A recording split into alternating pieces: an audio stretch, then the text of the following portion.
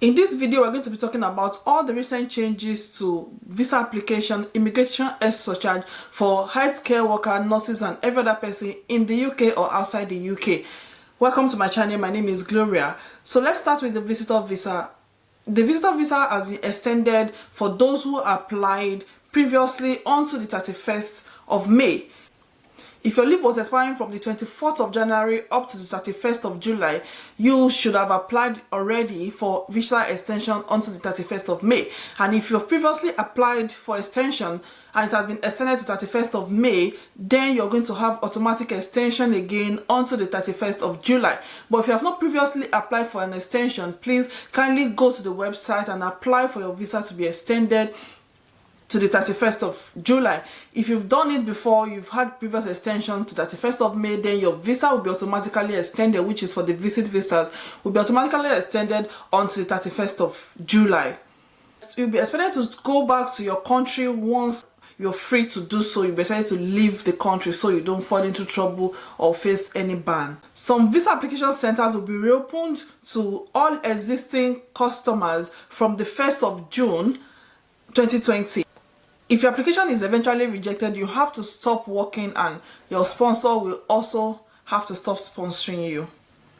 I've already mentioned in my previous video, frontliners, health workers, NHS staff, you and your family will be eligible for a 1-year free extension, and you also don't need to pay the immigration health surcharge for the 1-year extension if your visa is expired before 1st October 2020. But if your visa is expired after 1st of October 2020, then you need to pay the normal visa application. You need to follow the normal visa application process. And if NHS is your second job, you can work as many hours as you need. There's no restriction for the numbers of hours you can work with NHS. You can also work in any of the NHS hospitals around, as long as your sponsor continues to sponsor you and they agree for you to go to any NHS service around you. You can work there and there will be no problem. For those who have not been able to sit for their OSCE, the pre-registered nurses who are already in the UK and have not been able to sit for their OSCE due to the outbreak, you have been given an extension up to December 2020 to complete your OSCE. And in case you fail your OSCE in the first attempt, you have until 31st of May 2021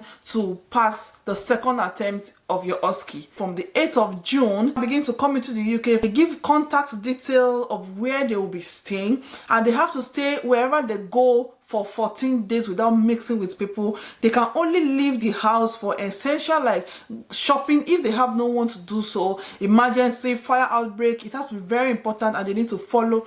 After the 14 days, they will follow the rules of wherever part of the UK they are coming. Scotland, England, Wales, Northern Ireland.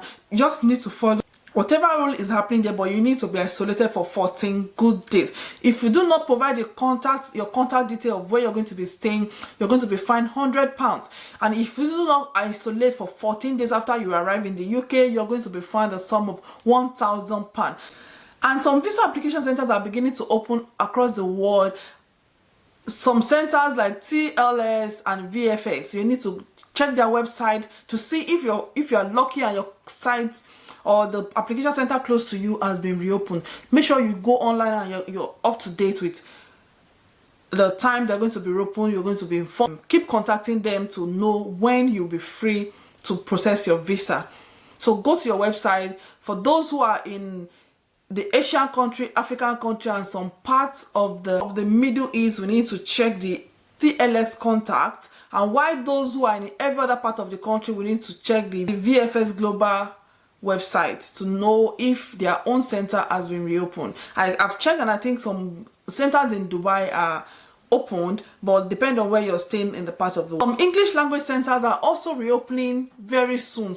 Make sure you always check their website to see if you can write your English exam or if you can process your visa. Don't allow any information to elude you. For the immigration health surcharge, which was supposed to be cancelled or ruled out, it has only been said that it's only the NHS worker and the care worker, the main applicants, that will benefit from the cancellation. Our dependents are not going to benefit from this. That means you still need to pay for the dependent. To me, it's of no change as such, though it's a step forward. But I think the main problem we've got is for our dependent, our children, our partners.